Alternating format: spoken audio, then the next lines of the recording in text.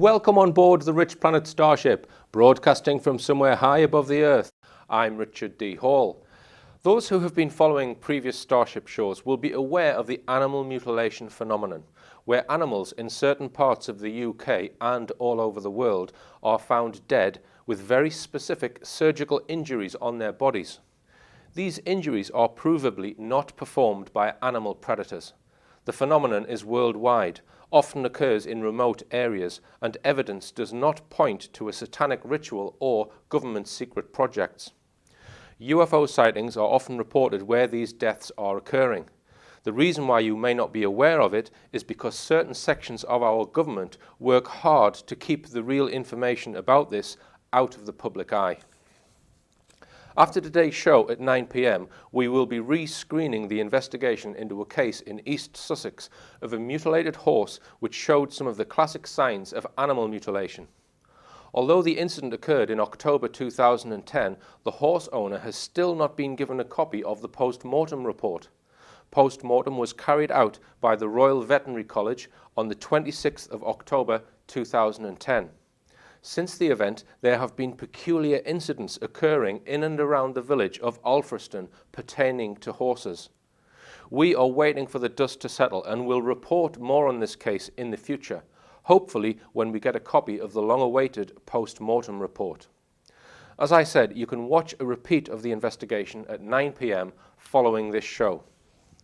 In early January this year, 2011, I had another animal mutilation case reported to me, this time a deer. The location of the deer was just 35 miles from the location of the East Sussex horse. I'm going to show some images of the mutilated deer, so those who do not wish to see these images, look away now. The person who found the animal that morning confirmed the animal was not there the previous day, and the animal was not found near any roads.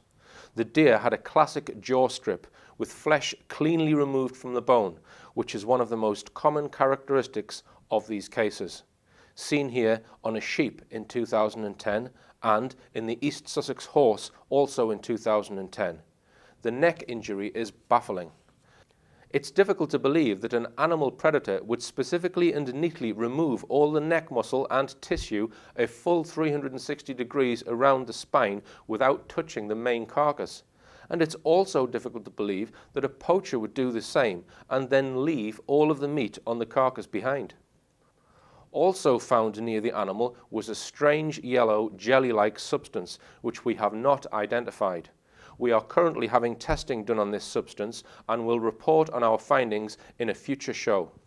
The individual who found the animal could not get any blood out of the carcass, suggesting it may have been exsanguinated, which is another characteristic trait of these incidents. It appears this phenomenon may not be restricted to land animals. Last year I reported on unexplained seal mutilations, which were turning up on the east coast of the UK and the east coast of Ireland. The three main areas concerned were Strangford Lough in Northern Ireland, St Andrews in Scotland and Blakeney in Norfolk, occurring between the summer of 2008 and October 2010. A total of 15 seals were found in the Scottish region and over 40 seals found in the North Norfolk region. Almost all of the seals suffered a very clean, deep spiral cut, starting under the left jaw and working backwards around the animal's body. An RSPCA vet who carried out post-mortems on 11 of the seals commented that the injuries had not been carried out by animal predators and had been inflicted by mechanical means.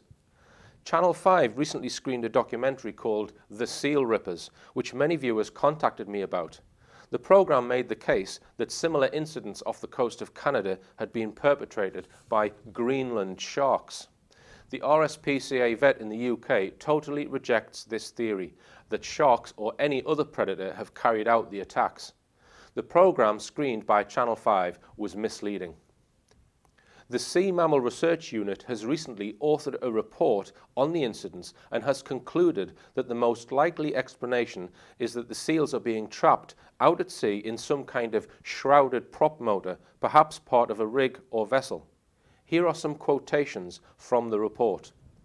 Severely damaged seal carcasses have been found on beaches in eastern Scotland, St Andrews Bay, Tay and Eden estuaries and Firth of Forth, along the North Norfolk coast in England, centred on the Blakeney Point Nature Reserve, and within and around Strangford Lough in Northern Ireland. All the seals had a characteristic wound consisting of a single smooth-edged cut that starts at the head and spirals around the body. In most cases, the resulting spiral strip of skin and blubber was detached from the underlying tissue. In each case examined so far, the wound would have been fatal.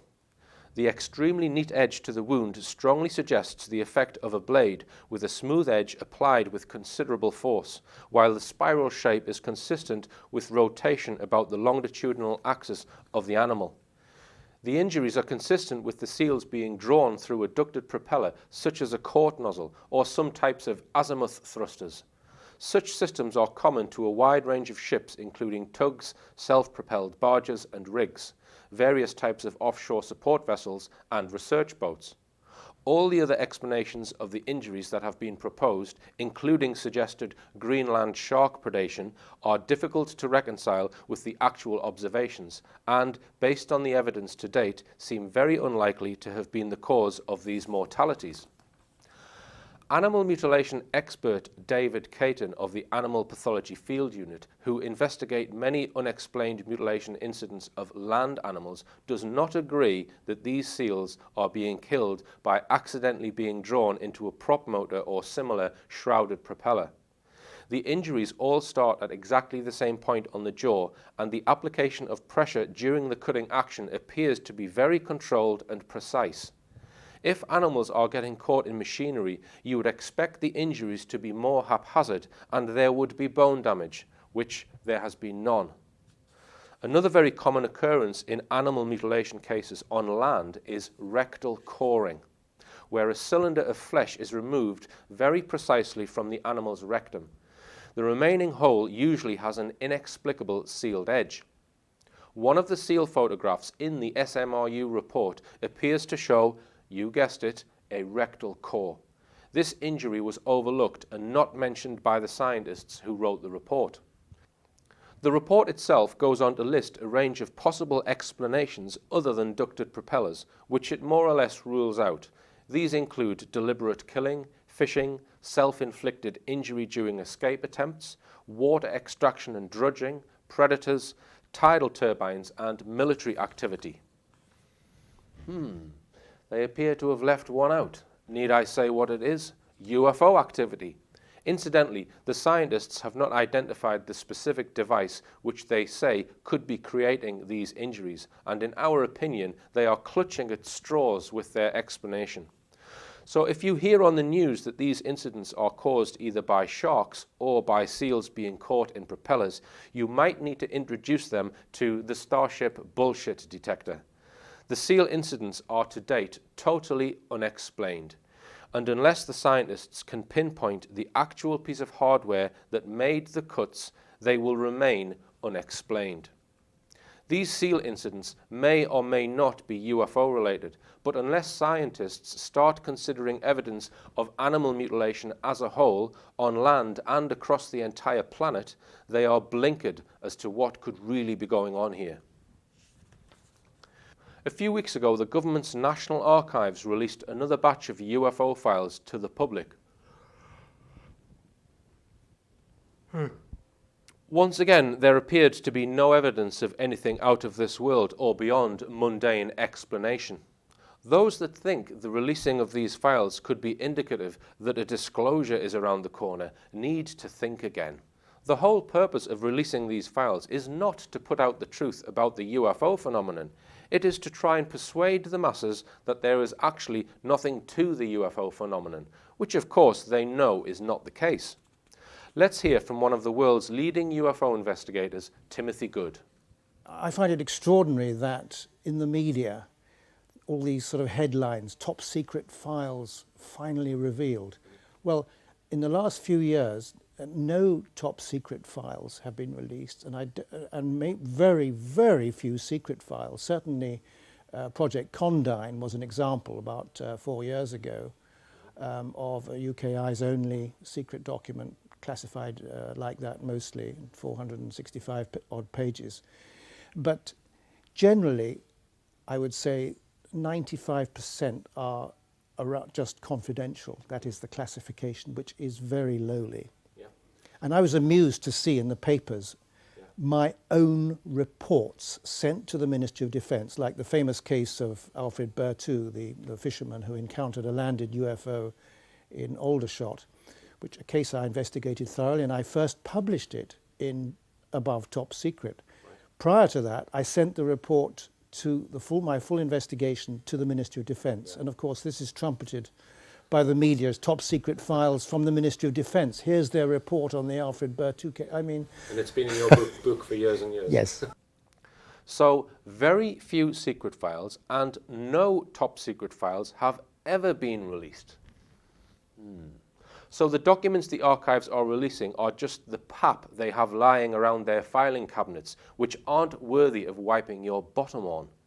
The real top secret stuff would never have been shown to the likes of ex-MOD UFO desk man Nick Pope, or to Dr. David Clarke, who helps put out the information from the National Archives.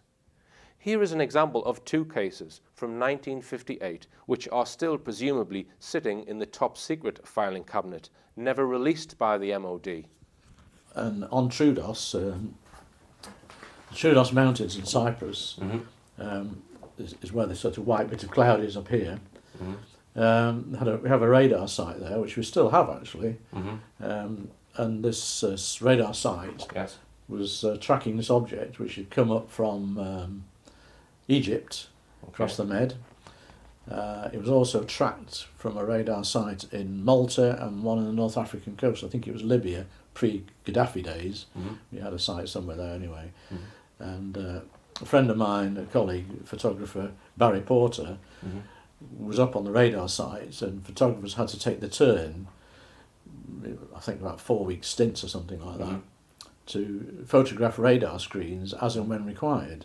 And then he realised there was some commotion going on in the radar room, so he gathered his camera gear up and his tripod and thought, expecting to be called in to photograph something, and witnessed them tracking this object, doing something like 12,500 miles an hour, the west side of the Med, off the west side of Cyprus here, off the Paphos coast, and then it eventually tracked up 40 miles of ocean to across to Turkey. Right.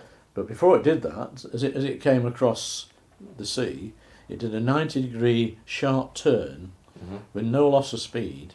It must have pulled, I don't know, 150 G plus, I would think. And what height was it at this time? Oh yes, 38,000 feet, as I remember. Okay. It was decided then that they scrambled 2 RAF Hunter fighters from Nicosia to intercept. And I guess when the fighters were climbing out, it's like the object seemed to know, as has been reported before, that military aircraft are approaching, and he just jumped to 60,000 feet, just like that, you know, quick as that. Okay. Which was above the ceiling of the Hunters, so they couldn't get near, so they went back to base. And there's no man-made technology that could do that even now. No. Now Barry told me that some years later actually, he was told, along with everybody else, after this event, to keep quiet. In fact, a wing commander appeared from RAF headquarters in Nicosia and lined all the team up, might be 6 or 7 guys, and said, "You remember, you've signed the Official Secrets Act, you mustn't talk to this about anybody." So. And this story, has this come out in the MOD secret files that they're releasing? I very much doubt it.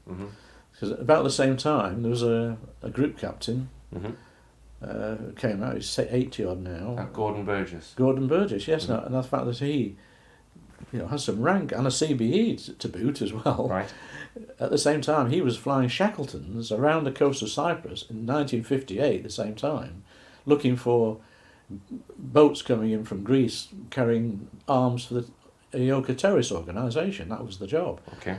And he was flying back from Akrotiri, back to base in Malta, when it was at 38 Squadron, I think. He was only a squadron leader at the time. And he had 16 pairs of eyes aboard his Shackleton. And they were actually near Crete. And this was on the same night? No, no, Oh, same year. Same year. It could have been the same month, but I'm not dead sure about that. Right. It's certainly 1958. Right.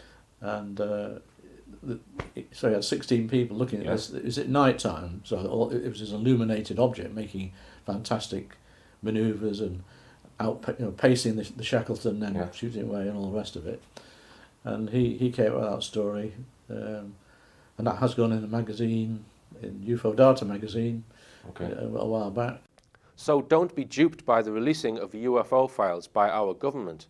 As is the case in so many issues relating to hidden information, the opposite of what is immediately apparent is sometimes the case.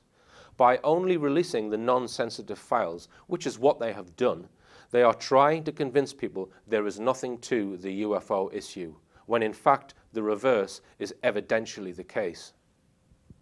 Changing the subject entirely. On this show, we have discussed the possibility of secret mind control programs being carried out by certain shady groups possibly connected to the military. In the UK, there are individuals who claim to have been mind programmed as part of mind control projects for a range of purposes. These nefarious activities are alleged to take place at secret facilities, and the victims are said to live a double life. The victim goes through normal schooling and is periodically taken under hypnosis and programmed for various purposes. The victim may have little or no knowledge of the programming, as they are manipulated using hypnosis, drugs, and possibly even implanted with psychotronic devices. Researcher Miles Johnston has interviewed alleged victims of these crimes and has shared some of his videos to be broadcast on the Rich Planet Starship. On today's show, we will be featuring the testimony of Alistair, who claims he was a victim of a mind control program. Alistair went on to research other alleged victims of this phenomenon, one of them being Dave Marrow. One thing to bear in mind when watching these two individuals is that their minds may have been messed with in alleged military mind control programs. False memories and memory blocks may have been put into their minds in order to prevent the individual from giving a coherent account of the events. Sometimes they will struggle to recall what they have been through, as you will see in the interviews after the break. Why not join me, Richard D. Hall, live for an evening on board the Starship at the Oaken Gates Theatre in Telford, 11th of May 2011. In the show, I'll be addressing many of the areas I've covered over the past year, including false flag terrorism, UFOs, animal mutilation, the financial crisis, and more. Learn what your government isn't telling you and what your media isn't allowed to tell you. Tickets are available now from the Oaken Gates Theatre website.